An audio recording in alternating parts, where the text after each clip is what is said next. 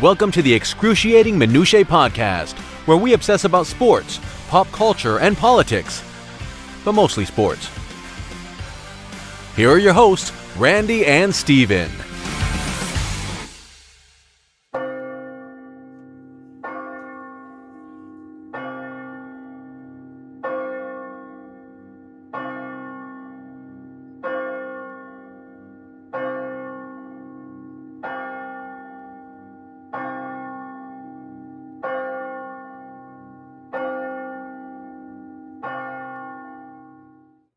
That, my friends, is the end of the Nick Foles dream. The clock has officially struck 12. His deal with the devil has come up. He now needs to pay the Reaper. Welcome to Excruciating Minutia. I'm Steven. Randy is with us today. Yes, the Nick Foles dream is dead.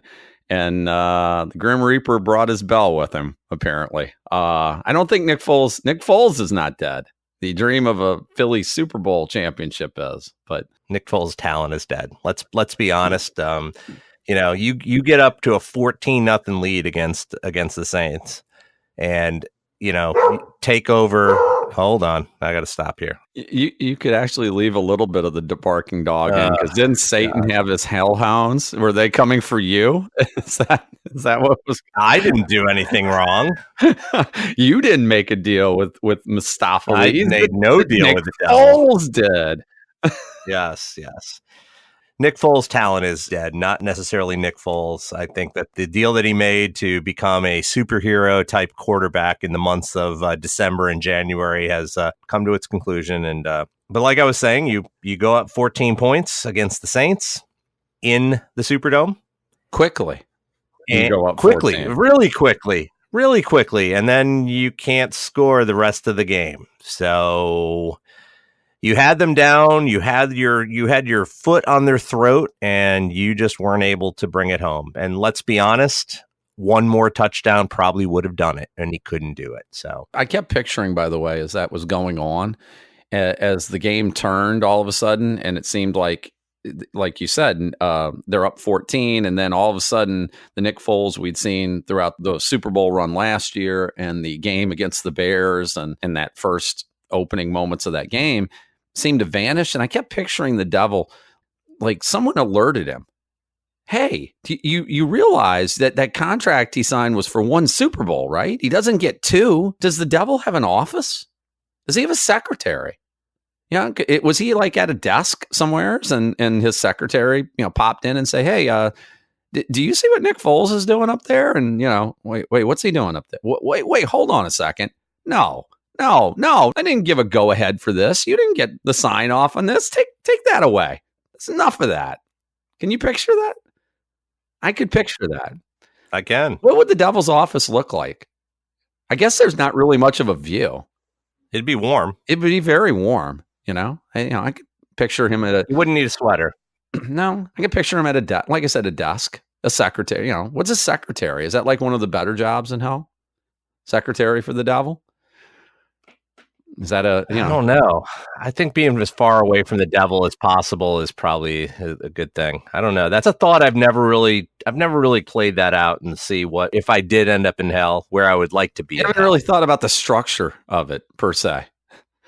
Like I said, I just kept picturing him in an office somewhere. Because, if you've seen Office Space, working in that type of office is literally probably like working in hell. One of our favorite movies. So yeah, I just kept picturing him just, working away with paperwork at a desk until someone let him know Nick Foles was doing it again. And he realized that was a 1-year deal.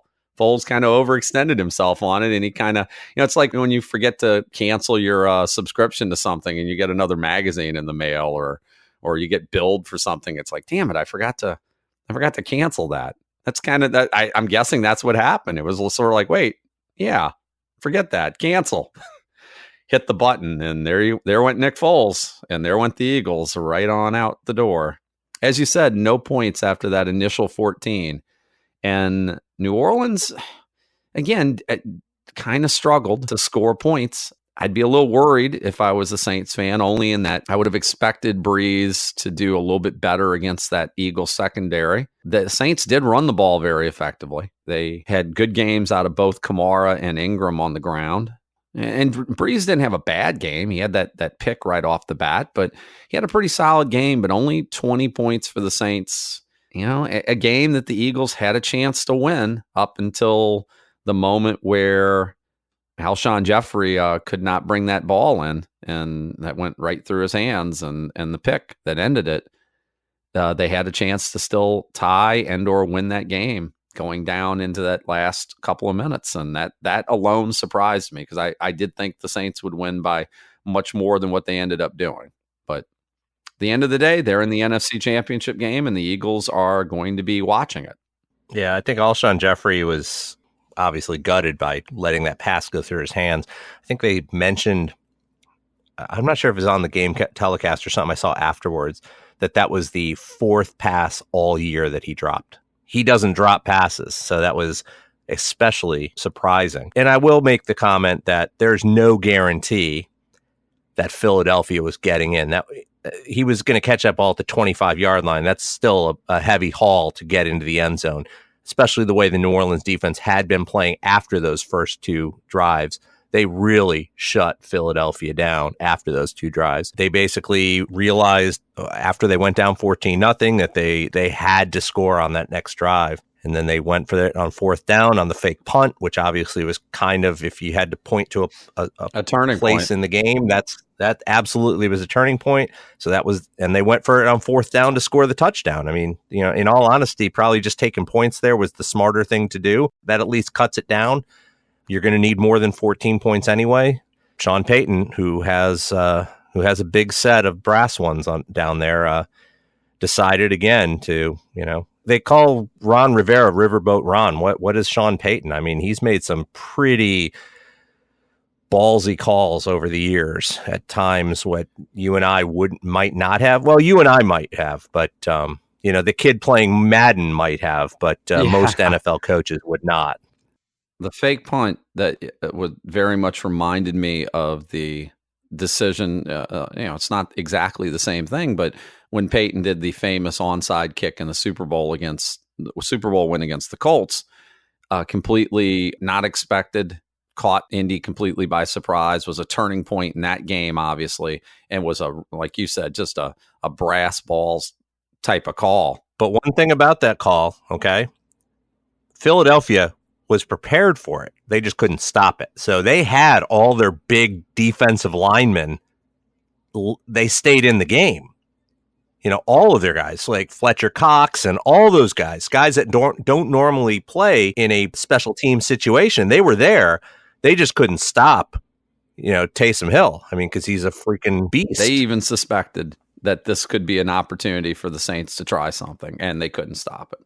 Now, granted, it was only 1 yard. I mean, and of course, you're going to debate the decision that they made. If you remember, there was a holding call on the previous play against New Orleans, excuse me, and they declined the penalty, which would have put them back 10 yards, but it still would have been third down. They declined it to make it fourth down, made for a much easier fake. Obviously, if it's 4th and 10, for instance, they're not going to be going for it. But when it's 4th and 1, 4th and 1.5, you open that door. And that's an interesting decision because if you, as you said, you leave it as a 4th and 1, but you have personnel out there that indicate that you potentially suspect that the Saints will be going for it, then why wouldn't you have made it a 3rd and 11? And then you still have to stop them on the third down play. But they had been stopping New Orleans all day up till that point. I mean, trust your defense. Hindsight is always 20/20, as they say. That was the last game of the weekend, and that ensured that all home teams, in fact, which meant that all 1 and 2 seeds won. That was the only game in which the underdog actually covered.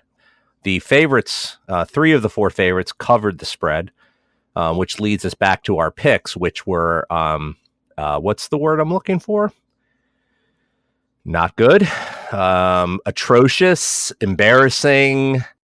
You went 2-6. You had a horrific Saturday going 0-4, and then went 2-2 on Sunday.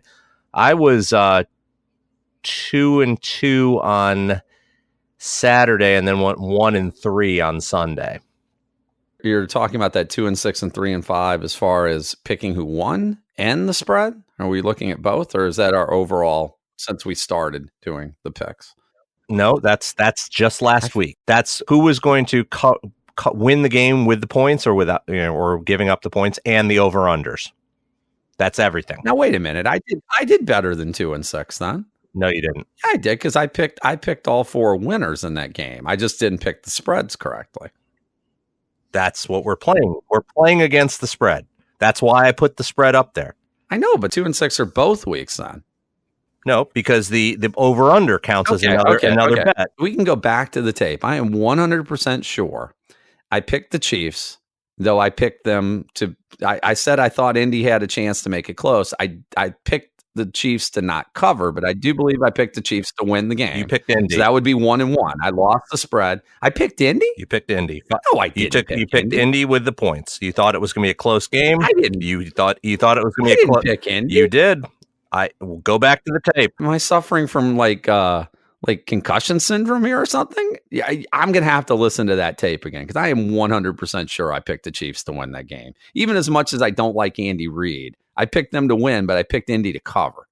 I am 99.9% sure. You picked in. That's exactly right. I understand. You picked KC to win. But you said it was going to be a close game. I picked the Rams. Okay, so that's 1-1. No, that's not. I lost the spread. No, that's not how we're doing this. That's not how we're doing this. You lost. No, yes, it is not. That is not. That is. We are doing this as if it was a bet, and you don't get credit for winning half of a bet. You either win it or you lose it. So you chose Indy with 5.5 points. You didn't choose Indy to win. You just said, I think Indy will stay within the 5.5 point spread. They did not. All right. So clearly the two of us are not accounting these records the same, because I look at it as I picked on my account, I ended up going 4-4. I picked all four teams to win correctly, because I picked the Chiefs, I picked the Rams to win, I picked New England to win, I picked the Saints to win. I got all four of the point spreads wrong, in that I picked Indy to cover, which they did not. I picked Dallas to cover, which they did not. I picked the Chargers to cover. No, you didn't. Which they did not. You picked New England. Didn't I? You picked New England. I picked New England to actually cover the spread. You did. I'm looking. Then I was 5-3 last. Then I was 5-3 last week. You weren't. That's not how this works. That's not how your standing. That's not how your standings work on my end of the standing. Randy, if you placed a bet, you'd have the bookie come in to break your kneecaps right now. That's how this works. You would owe them money. If I placed two different bets, if I placed a bet on the spread, and if I placed a bet on the money line on who was going to win, then my record last week, if I did pick New England to cover, and for some reason I thought I picked the Chargers to cover, because I know I lost the Saints because I picked them to cover the spread, which Correct. They didn't. If that's the case, then I would be getting paid on the money line on all four games. And I would have been paid correctly then on picking the spread on the Chargers in New England, if that's how we're making the picks. That's not. You're doing it a different way. I'm doing it the way a bookie would do it. Okay, you took the. I'm not a bookie. I understand, but that's how we're doing it. Anybody can pick the freaking winners of the games. That's why there's a spread on the game. They can't do that either necessarily. There are people that didn't pick. Obviously, people couldn't pick the winners of these games, because how many people picked against New England this week? How many people buried? And we'll move on to that game, because seems like a very good segue to move on to it. How many people had the Patriots dead and buried and ready to get? You said it, and in fact, I will somewhat quote you, because I don't have the actual audio here. But I said, I am not betting against Belichick and Brady until I see it. And I believe you said this is the end. Didn't you? You said that, correct? I did. Didn't you not say you thought this was the end? Absolutely say that. And I was and you should not feel you should wrong, I think is the word I'm looking for. Thank you, Fonz. Yeah, thank you. To make another Fonz reference, you didn't jump the shark by doing that. You and everybody were on the Chargers to win that game. it's hard to talk about a team that's been in the last 2 Super Bowls, that has literally been a mainstay of the AFC Championship game. How many years in a row is this going to be that they'll be in the AFC Championship game? Is this going to be 8 in a row, 9 in a row? I mean, it's ridiculous. 8 in a row. I mean, they're basically one half of the AFC title game every year, and yet everybody and their grandmother seemed to have them losing in this game and dead and buried. So the Pats we kept saying we've been waiting all year to see the Patriots show up and be the team that they're supposed to be. And that was even in our discussion last week where you said it, that, we've been waiting all year and we just haven't seen it. Well, we saw it. It maybe took until the first week of the playoffs for them, their first playoff game, for it to happen. But that's the Patriot team we've been expecting to see all year.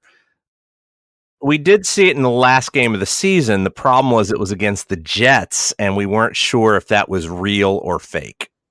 That doesn't really count because Jets. But it was the first sign that they were kind of getting their game back together. So that they blew out a team that they should have blown out, or handled easily a team that they should have handled. The point there was that there were plenty of other teams earlier this year that they should have blown out that they didn't. Here they finally got to a point where, okay, now we're doing things the way we normally do. Here's a team that's inferior to us. We're going to treat them as such, and we're going to destroy them. Well, Brady was incredibly efficient. 10 incompletions and 44 passing attempts, close to 350 yards, and the touchdown. Sony Michel looked really good all day long. The Pats ran the ball very well. He looked like the guy that we wished he was, and for fantasy purposes, all year long. Like, that's exactly what we knew he was capable of all year long, and they never used him that way, and it was infuriating. Maybe they were saving him. Maybe breaking him out for the playoffs. Julian Edelman had a huge game. What's interesting about this is, they put up 41 points, and Rob Gronkowski had all of 1 catch in that game, which is pretty amazing. James White, I think, just caught a ball 5 minutes ago. He had so many receptions in that game. I think he's still catching the ball. 15 catches out of White in that game.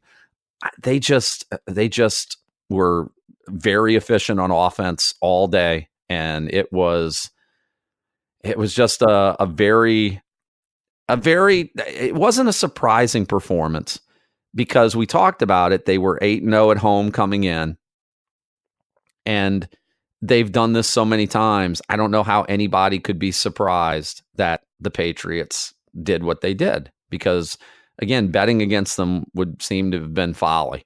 New England had a time of possession in that game. They held onto the ball for a little bit over 38 minutes. They dominated the clock. They just dominated. I mean, it was 35-7 at halftime. That game was over with well before they went into the second half. That they won by 13 points, and the score doesn't really indicate how close the game was, because it wasn't that close. It was New England from beginning to end. Here were their drives: touchdown, touchdown, touchdown, touchdown, punt, touchdown, end of half. Then field goal, punt, punt, punt, end of game. And those last few drives were basically, let's get this over with. Let's get this clock run, and let's get out of here. And we don't want anyone hurt. Correct. It was run 3 plays. We know we're going to get stopped, but we're just trying to run as much clock as we can. Run 3 plays. That's all they were. They had a 3-play 9-yard drive. They had a 3-play -1-yard drive. They had a 3-play -6-yard drive. And then they had a 2-play -1-yard end of game, which was basically just kneeling on the ball a couple of times. That was domination. You're right. The 41-28 did not indicate what that game felt like. That game was over at the half. And, the Chargers came back and scored a few touchdowns. 3 touchdowns in the second half. Yeah, 3 touchdowns in the second half. But the game was over. They were never going to score that many points. New England was just basically in clock management mode at that point. That was surprising. I should have seen that coming, and I didn't. And I feel much shame. Well, we talked about how different the Chargers looked this year, or that it really felt like this was the year the Chargers might finally get over the hump. I think this makes Rivers now 0-8 against Brady lifetime, if I'm not mistaken. Yes. And just, this may have been the last. Not that the Chargers are a team that's going to fall apart, but Rivers is not getting any younger. Then again, I mean, we have two quarterbacks well over or 40 years old and older still playing in championship football right now. Talk about veterans and young guys. We have, and we'll get to that later when we talk about our picks for this weekend upcoming. We have two very young quarterbacks in Mahomes and Jared Goff with what is that, 4 essential years as starting quarterbacks in the NFL. Is that correct? That's 3 for Goff is in his 3rd and Mahomes is in his 2nd, but really his rookie year for all intents and purposes, right? And we have two guys in Brady and Breeze who are both 40 and over, who have a ridiculous amount of experience. You couldn't have a much different dynamic than we'll be seeing in these two title games that are going to be upcoming. So I guess Rivers could continue. He's 37, I think it is. He could still continue to play at a high level. The rules protecting quarterbacks in football these days that make it a little bit easier to stay relevant at an older age. And Rivers didn't really show any signs this year of regressing as a passer. But once you get to a certain age, the wheels can always come off. This just really felt like this was their time to do it. And yet it's another disappointing end of the season. And we talk about legacies and what you need to be a Hall of Fame quarterback. And my guess is Phillip Rivers will be in the Hall of Fame. His numbers will be there. But 0 Super Bowl rings, 0 Super Bowl appearances. That's kind of a glaring miss on his resume. And this seemed to be the year that he could do it. And it just... That could not have gone any worse than that first half went for the Chargers on Sunday. That was as bad as it could get. So if you're a Charger fan out there, that's a tough beat, but it's what it is. So New England will go on to their 1800th championship game in the AFC, and we'll talk about that more later. But going to Saturday's games, both of us probably a little bit surprised maybe by the competence of Andy Reid and the Kansas City performance, because I'm sure there were people out there who were predicting, as you said, have pointed out, I did pick Indy to cover that game. We thought, at least I thought, it might be close, and that game not close at all. That was Kansas City dominating from moment one in that game to the very end, and a very impressive performance by the Chiefs. I think you would agree. I would. It was, I really thought the Colts were going to do better. They had really shown a lot, especially Andrew Luck over the last half of the season, making a tremendous late season drive to even get into the playoffs. They had surprisingly, I think, really manhandled a Houston team the week before. But I think what this really shows in the playoffs, teams that play in the wild card round do horribly in the divisional round. They've had a tough game the week before. Any game's a tough game, right? And you're going up against a team that they had a week off and they were able to rest and game plan and do a lot of things, and it showed. And like we said, all 4 home teams won. That is a recurring theme. We haven't had a team from the wild card make it to the championship game. I think it's been 5 years. So, and this will be 6 now. So that shouldn't be that surprising, I guess. But I thought that Indy would do better than this. They were horrific. I mean, they were just bad. You want to talk about some bad drives to start a game? 3 plays punt, 3 plays punt, 3 plays punt, 3 plays punt. Then they did have the blocked punt for the touchdown, which was their only points in the first half. And then they had a terrible missed field goal, which was probably the nail in the coffin for Vinatieri's career. It was a short, gimme field goal that he really needed to hit to keep the game within 2 scores and couldn't do it. Then they came out in the second half and really didn't do a whole lot better. 5 plays, 14 yards punt. 4 plays, 12 yards punt, 2 plays and a fumble, 5 plays, 6 yards and a punt. Then they had their long touchdown drive. But again, that was late in the fourth quarter. Game was over by then. Yeah. Oh God, it was completely over. Things I took out of this game were As you mentioned, Andrew Luck had been so good for the Colts, and the offense really ran through him so effectively. And Kansas City's defense, much maligned throughout the course of the year, completely shut the Colts down offensively all day. I do believe in the first half, Luck was sitting under 80 yards passing, and that was not going to be a recipe for any level of success.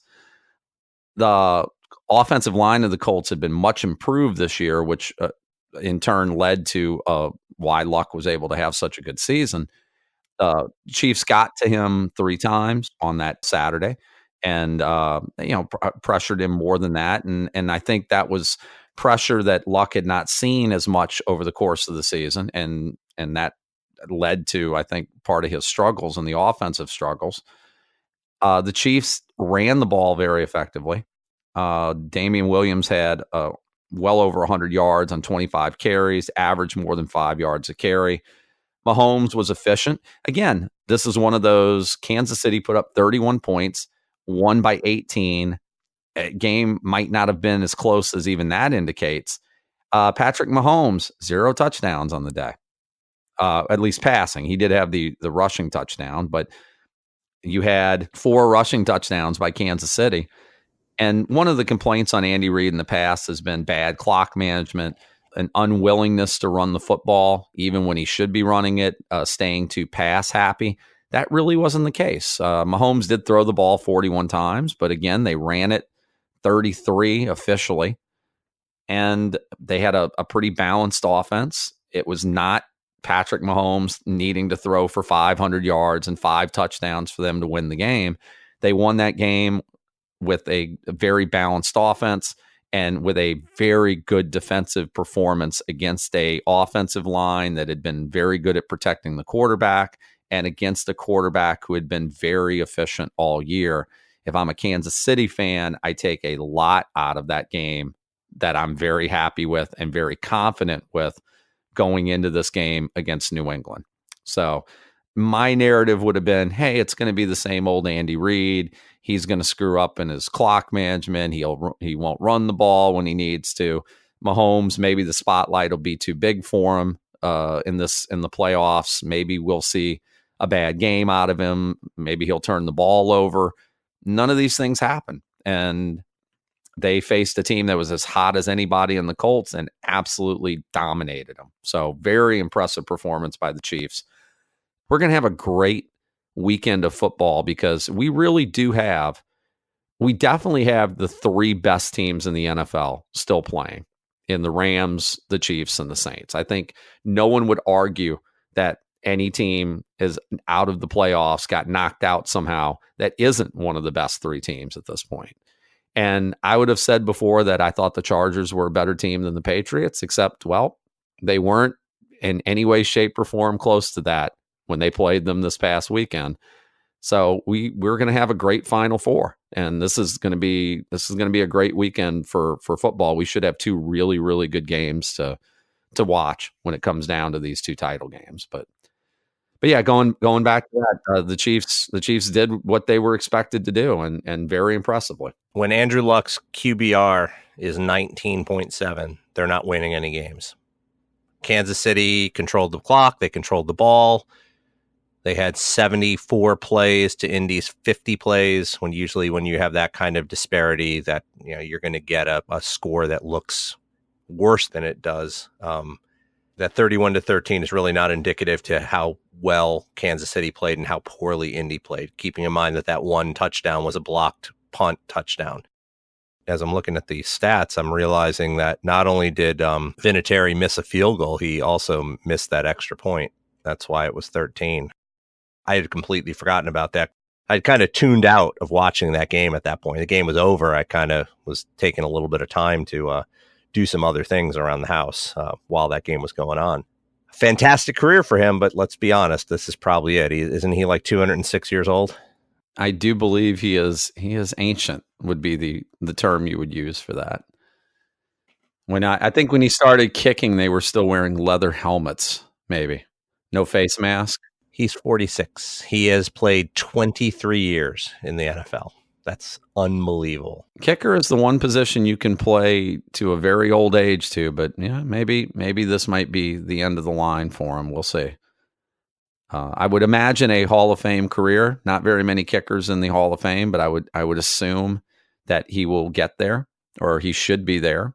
But not a very good day for him. But then again, if you're a Colts fan, it wasn't a good day for much of anything on your side of the football. But I guess the Colts can take out of it. They did finish the season very strong.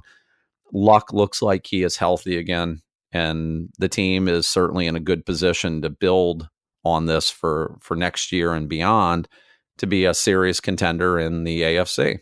So if you're going to look at the bright side of things, if you can find any bright side, any silver lining in that beating they took, it's that, they're going to be getting that a lot of their young defensive players they had that led to their defensive resurgence will be back. And, they still could use some other pieces. I want to say I saw a report that was linking them possibly to Le'Veon Bell as an addition maybe in the offseason. That would be game changing, I imagine, for their offense if they went that route. But we'll see how they end up doing in the offseason. But they certainly, I think, will be in the mix as a contender for next season. But then again, in the NFL, there's always teams that show up and fall off the next year kind of inexplicably. Ask all 18 fans of the Jacksonville Jaguars about that. As their Super Bowl window, I heard someone reference it. That was a very quick Super Bowl window that literally opened and closed within less than a year. They went from the trendy, this is the team that could represent the AFC, to, oh my God, they may be in a complete rebuild here shortly. So you never know. The NFL can change on a dime. Again, if you're a Colts fan, take out of it what you will. You had a good season. Just you ran into a better team when you played the Chiefs. And speaking of better teams and running into them, leaves us to our last game of the weekend. That would be Dallas and the Rams, in which case the Rams ended up winning that game. Dallas made it close, made it interesting at times, but in the end, the Rams are the team that advanced. And again, speaking of things you would not necessarily have expected, the Ram offense, high-powered all season, very explosive. Jared Goff with a very pedestrian type of day, 15 for 28, under 200 yards passing, no touchdowns. However, he was not sacked. He did not turn the ball over, did not throw a pick. He fumbled once, but the Rams got it back. The Rams ran the ball pretty effectively on Dallas. That was 48 rushes in that game for 273 yards. And Todd Gurley, with his 16 carry, 115 yard, one touchdown day, wasn't even the top running back on his team. That's a heck of a rushing performance if you're the LA Rams. Would you not agree? I would. That was C.J. Anderson leading the team with 23 carries, 123 yards, 2 touchdowns. This is the guy who was cut twice this year, once by Carolina, again, a team that didn't make the playoffs, and also by the Raiders, who didn't make the playoffs. And somehow the Rams pick him up and he turns into the old C.J. Anderson that was so great when he was with Denver a few years ago. The Raiders cut him. Uh-huh. John Gruden and the Raiders. And we're not talking about an old guy. He's only 27. I mean, in running back years, he's towards the end of his career, but he should still have a couple good years in there, and somehow they were unable to find a way to. The Raiders cut him because they have so many other good running back options they used during the second half of the season, correct?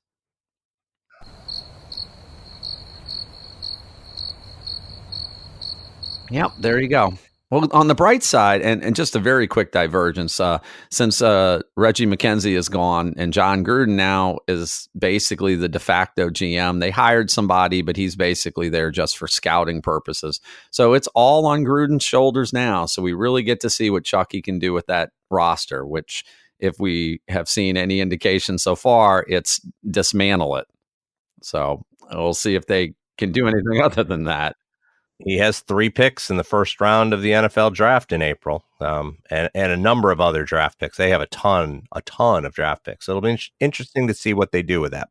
Let's not talk about a team that didn't even come close to sniffing the playoffs. Let's move back to this game. Well, I will tie it into this real quick in that the picks he got got proceedingly worse and lost value over the course of the year, as the Bears were not as bad, I guess, as they expected, won a lot of games. So that pick is a lot lower. And the other pick they got was from one of the teams in this game, Dallas, which also went on a run after the Amari Cooper trade was made. And that pick devalued itself over the course of the season. So he's got that going for him, which is nice. But it leads us to Dallas, which did have a good run to win their division and make it into the playoffs. And, of course, beat Seattle the week before. And this week, not so good. And they really struggled running the ball. Ezekiel Elliott just could not get anything going. And essentially that put the ball mainly into Dak Prescott's hands to have to make plays and to make things happen. And it just didn't happen enough for them. They did put up some points. Like I said, they did make the game somewhat close in the end, but the Rams are just a better team on both sides of the ball, and it showed. They were. The Rams have had a suspect defense all year. They really clamped down on Ezekiel Elliott. He had 20 carries for 47 yards, and when you do that, you take them out of what they do best. They run first, and Dak Prescott can pass off of that. It really, again, that's another game that just didn't feel like it was ever that close. I know it got down to being a one-score game at the end, but you're right. It didn't feel like an 8-point win by the Rams. It felt like they dominated a lot more than that. Absolutely. Yeah, even when they were down. I mean, they were down early. I mean, they were down 7-0. And even at the end of the first quarter, it was 7-3. They kind of blew up in the second quarter with 17 points. Dak Prescott had a okay game. It wasn't terrible. He had 266 yards and a touchdown, no interceptions. He also had a rushing touchdown. Ezekiel Elliott had a rushing touchdown, but it wasn't much. There really wasn't much there. They seem like they're still a few pieces away. The defense that they showed up with on the week after Thanksgiving against the Saints was not there. They got run over big time. I mean, Los Angeles figured out really early in the game that, we can run on these guys, so let's just run and let's keep running. 48 rushes to 28 passes in that game for Los Angeles. You rarely in these days see that kind of disparity. Usually it's the opposite way, right? Usually it's 48 passes and 28 rushes. Well, in this day and age. And that was 200-yard rushers in the same game. I think I saw something the last time that happened was San Francisco, back when they were in their Super Bowl run. Frank Gore and Colin Kaepernick both had 100-yard games in the same game. So you don't see that very often. That's going to be interesting. We'll talk more about that. How Los Angeles are they going to do the same thing to the Saints, or who knows? Let's be honest. That first game against the Saints was kind of a shootout. Maybe it was, and they didn't win. Maybe they'll go the opposite route. But we'll talk about that in a little bit. A couple of stats on that. The Cowboys had not allowed 200-yard rushers in a playoff game since the merger of the NFL and the AFL. That's been quite a while, I would say. Gurley and Anderson were the fourth set of teammates in NFL history to rush for 100 yards apiece in a postseason game. So it's not something that happens very often. As you said, it's been a while since something like that has happened. This is the Rams' second postseason win since they went to the Super Bowl last. That was way back in 2002. And Sean McVay is now one game away from being a 32-year-old Super Bowl coach, which I imagine may be the youngest ever coach in a Super Bowl if he makes it. That's it was very improbable the way they did win it, because, as you said, in this day and age, it's pass first, run second, it seems like. But as you pointed out, the Rams found success early running the ball, realized they could run the ball. They have arguably the best running back in football in Gurley. And as you mentioned, C.J. Anderson at one time was considered to be a pretty good running back himself. And they just manhandled him. And that was all it took. And like you said, when Dallas couldn't run the football, when Elliott, because they are a team that goes through Elliott first and foremost, when they couldn't run the ball, that was pretty much game over for them. And it's a little scary. Again, the Rams put up 30 points, and Jared Goff really did very little to contribute to that. And we know he's capable of doing more than that.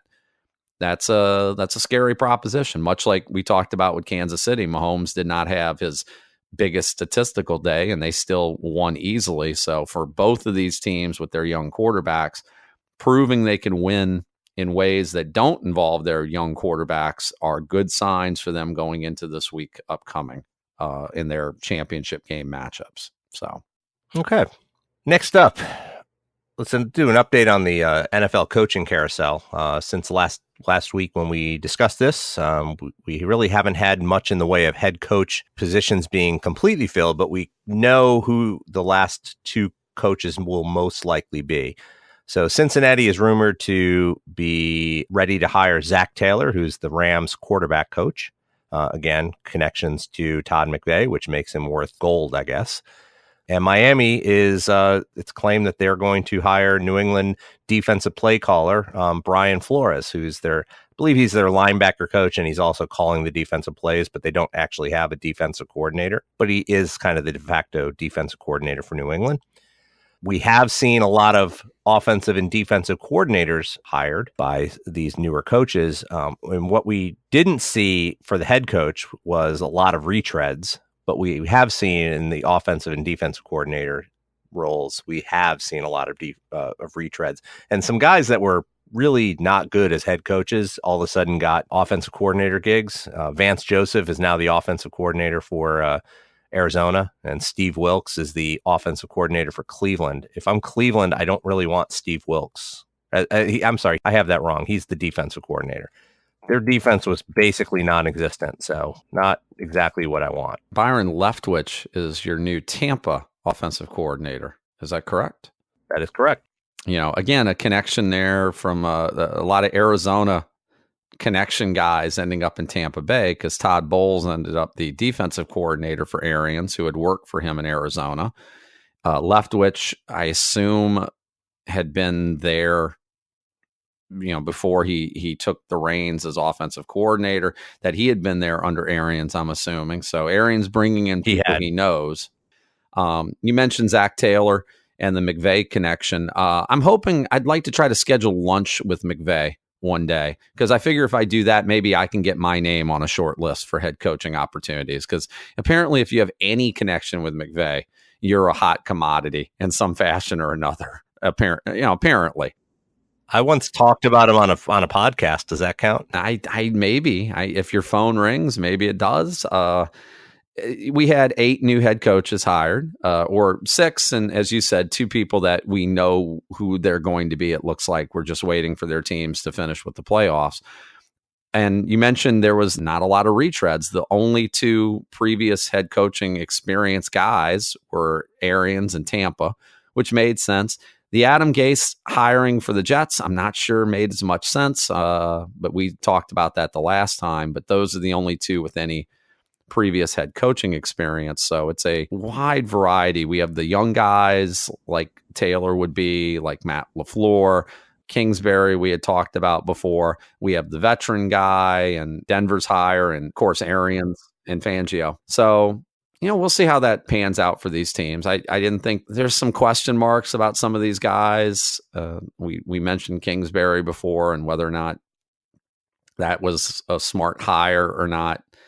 It seems like they kind of reached a little bit on that. A guy, it seems like they replaced one guy who wasn't ready to be a head coach with another guy who's probably not ready to be an NFL head coach, but time remains to be seen on that.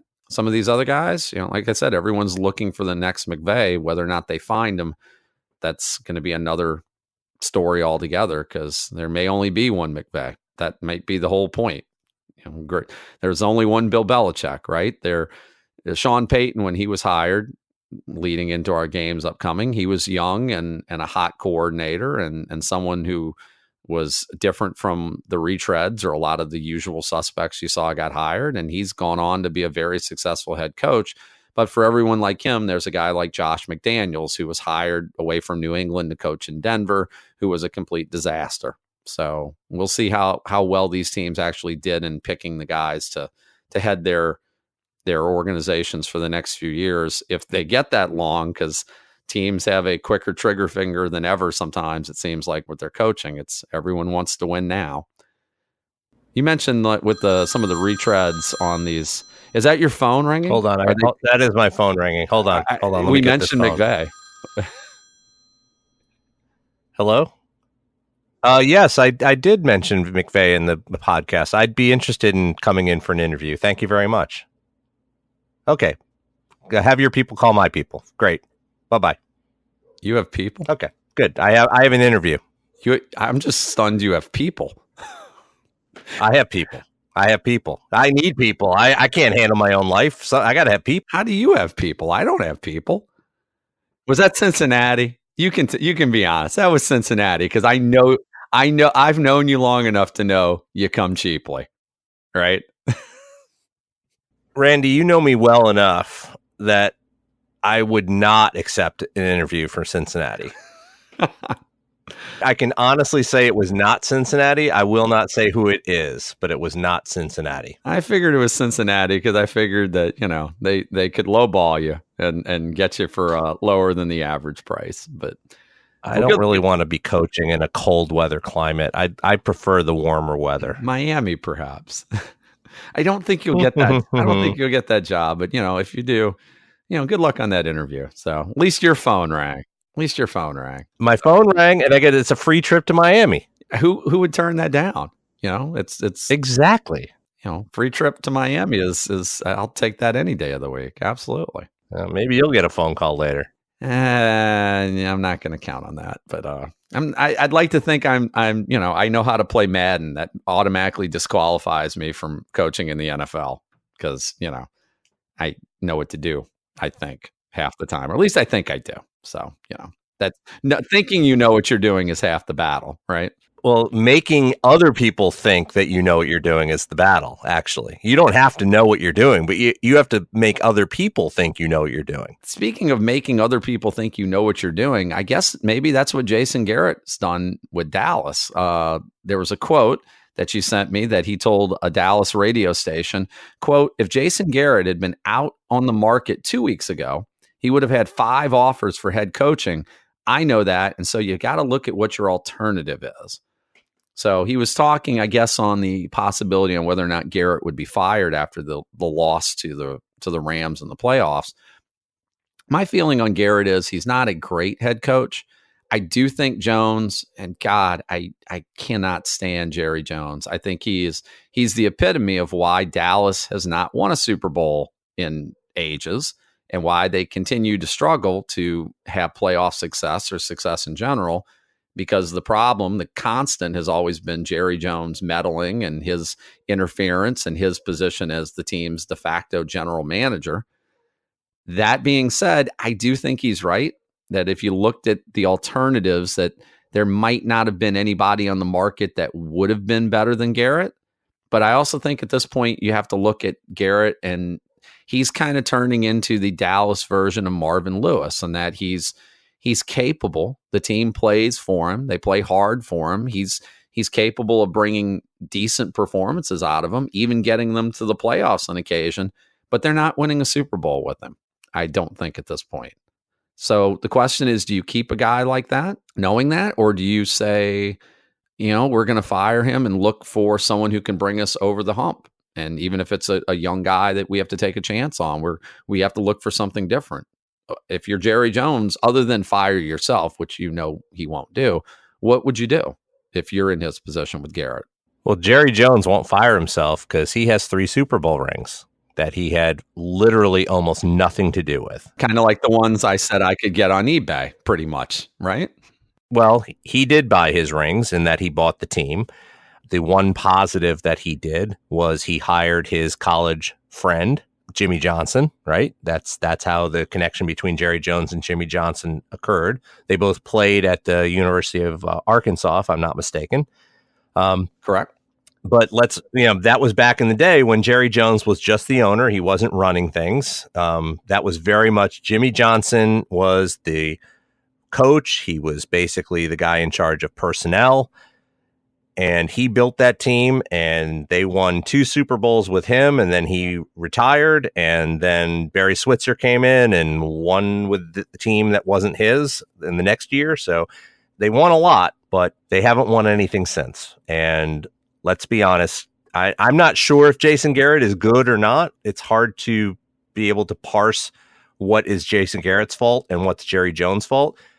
But my guess is that Jerry Jones is very much a manipulator behind the scenes and telling Jason Garrett how he wants the team to be run and how he wants the game plan. He seems like too much of a hands-on guy. They'll still have Garrett. I think they're going to have issues moving forward. They're in a situation where they've got a lot of offensive linemen that are going to be free agents or due for big raises. They're going to have to give a lot of money to their quarterback. So all of a sudden, now you've got to make decisions. You have to stay below the salary cap, and that becomes hard when you don't have a quarterback who's playing basically on his rookie contract anymore. I'm not sure that Prescott is the guy to win the Super Bowl with. I'm not sure he's a good enough quarterback for them to win with him if they're going to have to be paying him large amounts of money. That team really had success with the running attack and the offensive line. And as you said, there's going to be decisions they'll have to make there. And as they start pushing things up against the salary cap, I'm not sure that that's a situation that's going to be Super Bowl made. And that quarterback, like you said, a cheap quarterback on a rookie contract who's performing at a high level is one definite way to put together a team that can contend for a Super Bowl.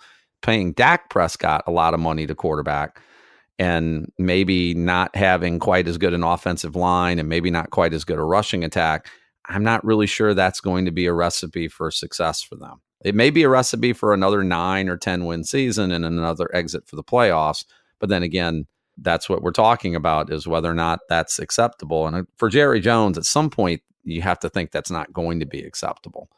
Garrett's been on the hot seat before, and my guess is if they go out next season and struggle, or you have to figure Philly will be better.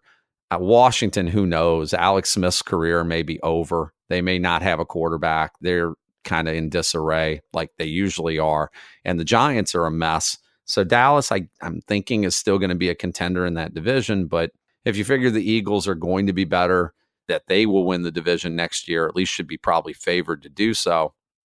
Well, then we'll see what happens with Dallas. If Garrett ends up going 9-7 and misses the playoffs, maybe he'll have to look at those 5 offers that Jerry Jones says he would be having. Whether or not that would actually be the case, I'm not sure teams would be jumping at the bit to get their hands on Jason Garrett as their next head coach. But, again, that remains to be seen. I'm not 100% sure that Jerry Jones is that interested in winning. I think Jerry Jones is much more interested in winning the financial battle and just printing money. He wants to just print money and he wants to have power. And he has both of those things currently, and he doesn't need to win. It's not like winning some Super Bowls is going to increase the value of that franchise, right? That's true. He's already won Super Bowls, and I honestly think he just wants to run it. And, if he wins, he wins. If he doesn't, he doesn't. It doesn't really matter as long as the money is still coming in. I'll disagree with you slightly. I think he wants to win, but I think he wants to win as long as he can get credit for it. As long as people in the media and the fan base and everyone says, yep, we won because Jerry did things the way it needed to be done. He's one of those types, and they're out there who I firmly believe would rather not win than win if they can't get the credit for it, if that makes any sense. So I think it's with Jones, it's about ego. So I certainly believe that whatever leaves him in the position where his ego is the most stroked is whatever Jerry Jones wants. And as you said, making money. That's first and foremost his primary concern. But winning is not as good as winning if you get the credit. And that was proven when he ran Jimmy Johnson out and basically tried to make it look like, see, anyone could coach this team. Well, yeah, anyone could coach the team Johnson put together. But when Johnson was gone and all of a sudden there was no one there to make the personnel decisions that Johnson was making, then we saw the Cowboys not do so well. And for Jerry, that was not a good situation. It was great for the rest of us who hated the Cowboys and hated Jerry Jones, right? But we'll see how that situation turns out in Dallas. It's always a media circus there, and it's always because of Jerry Jones. So I have one final point on that. So we're approaching 25 years since the Dallas Cowboys last won a title. Jeez. Wow. That's a long time. And what is the one constant since 1996? Jerry. Correct. So when I have an issue going on at my real job, the one that pays the bills around here, sometimes you have to do some self-reflection, and sometimes the problem is you. And sometimes you have to make decisions that eliminate you from the problem or change what you're doing. And Jerry seems to have no ability or desire to do that. So you're right. He may want to win, but he's going to win on his terms. And if he can't win, he's just happy still being in power, still running the team, still making all the money. Can he reinvent himself? Because I will give, and my final point on that will be, there is an owner, a former owner, very egotistical, very self-centered, very media-oriented, very much it's about me and only me, and I'm the guy who makes the decisions here, and I'm the reason that we are what we are, whose franchise, with a long tradition of winning, struggled and couldn't win and had problems and issues, who eventually stepped back somewhat and let other people make decisions, and then the team started to win. And it was in his last years really as an owner, and perhaps that had something to do with it. That is kind of what happened with the Yankees and Steinbrenner towards the end, was it not? The Yankees had a long period of bad teams or mediocre teams, and eventually George kind of let other baseball people run the operation, and the Yankees kind of reshifted the way they approached the game, and that led to the Yankee dynasty of the 90s and into the 2000s, did it not? Well, what led to the Yankee dynasty of the 1990s was the fact that he was suspended. And he was forcibly, right. Yes. Did something change? Yes. He was forcibly removed because he was suspended. And then towards the end of that run, when they were great, he was also, if I remember correctly, suffering from Alzheimer's, and they were kind of like keeping him, he still owned the team, but they were kind of not letting him get involved. I think when he came back from the suspension, though, he could have reasserted himself, but he chose not to.